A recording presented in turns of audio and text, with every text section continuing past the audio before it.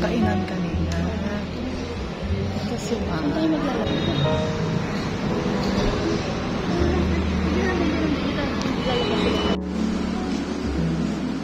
335.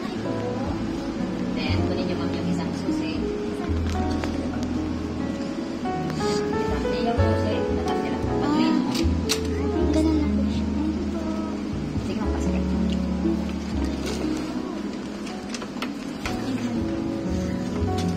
Sige kasi. Para sa ilaw.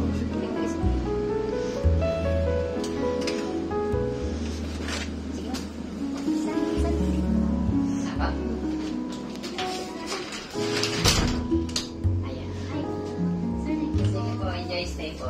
Salamat po. Yung sa elevator pala, paano po yun? Paano? Sarap din ako. Sundan lang po yun. Doon sa elevator naman po, no need naman po na key card. Okay. Gumagana naman siya. Press the third floor lang po. Pag ilagay namin ground na lang. Apo, letter G lang po. Papuntang lobby. So, lobby po. Okay po. Thank you, sir. Sige po, enjoy stay po.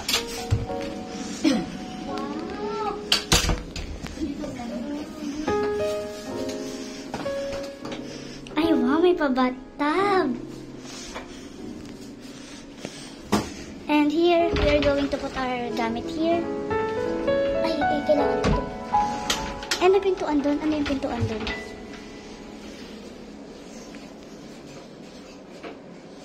Ay, hindi siya kasama.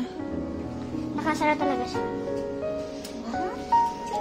Tirasong pangit ng hindi sa labas.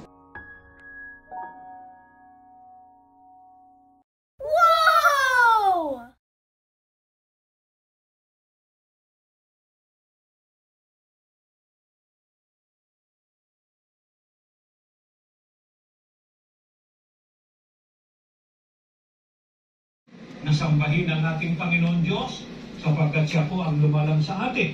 Ito ay katutubong pananagutan ng bawat isa sa atin. Subalit, huwag ang sasambahin ay ang mga Diyos-Diyosan at huwag din kahit saan na maibigan. Sa halip, ang sabi po sa ipinag-uutos sa tao upang mapabuti at magtamo ng buhay at maligtas.